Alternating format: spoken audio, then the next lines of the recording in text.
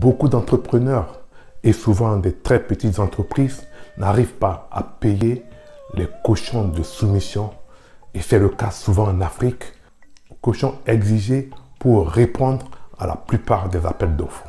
Aujourd'hui, dans cette minute des marchés publics, je vais tâcher dans un langage simple de vous expliquer qu'est-ce que c'est qu'une caution de soumission, à qui elle s'adresse, pourquoi obtenir cette caution, est-elle obligatoire, quels sont les avantages, enfin, comment faire pour pouvoir les souscrire.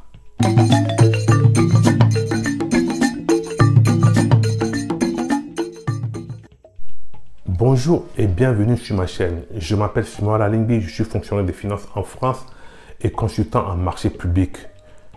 Sur cette chaîne, j'accompagne les TPE et les PME de la diaspora et de l'Afrique à développer leur activité et à gagner les marchés.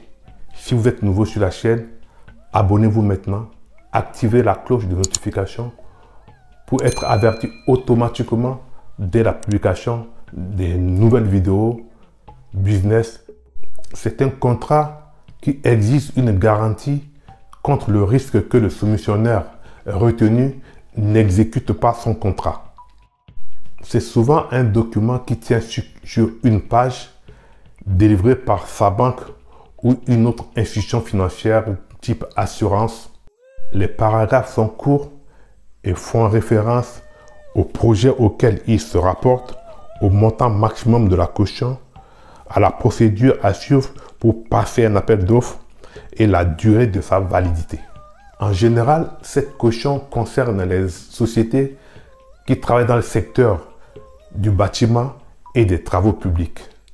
Son but est de renforcer le sérieux et la crédibilité de l'entrepreneur en cas de non-exécution par le maître d'ouvrage de ses obligations.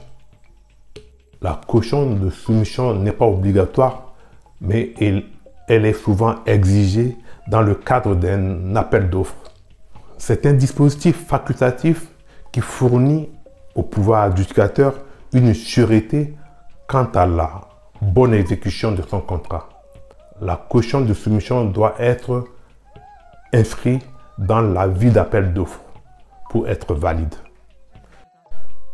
L'avantage important ici de la caution de soumission est un moyen pour l'entreprise qui répond de se démarquer de la concurrence et de faire valoir son sérieux. Pour ce faire, vous devez souscrire une offre de garantie financière auprès de votre banque ou une compagnie d'assurance. Pour les documents nécessaires pour souscrire une caution de soumission, vous devez produire une série d'informations détaillées sur votre entreprise, fournir une plaquette de présentation de votre entreprise, un organigramme si c'est un groupe, votre extrait CABIS de registre de commerce, un état financier et un rapport d'activité. Ce sésame obtenu, maintenant vous avez la route tracée pour pouvoir aller maintenant répondre à des appels d'offres puisque vous avez une garantie financière et que vous pouvez prouver votre sérieux pour répondre à un appel d'offres. Et comme je le redis tout le temps, répondre à un appel d'offres demande beaucoup de temps et beaucoup d'investissement. Il faut avoir des réelles chances de gagner l'appel d'offres pour pouvoir aller y répondre. Nous arrivons à la fin de la vidéo. Merci d'être resté jusqu'à la fin. J'espère que je vous ai donné les éléments nécessaires pour comprendre ce que c'est qu'une caution de soumission. Si vous avez déjà fait une demande de caution de soumission et qui n'a pas été acceptée, venez me le dire dans la description. Quelles sont les raisons qui ont été évoquées par la banque ou l'institution qui ne vous a pas accordé la caution de soumission. Prenez contact avec moi si vous avez toujours une demande.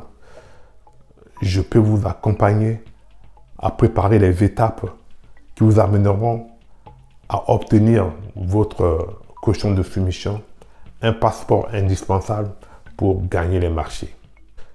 Vous avez aimé la vidéo, likez-la, partagez autour de vous, aux amis, aux entrepreneurs. Et si vous n'êtes pas abonné encore à la chaîne, abonnez-vous activez la cloche de notification pour être averti automatiquement dès la publication des vidéos et bénéficier des conseils et astuces à destination des petites et moyennes entreprises. À très bientôt et prenez soin de vous.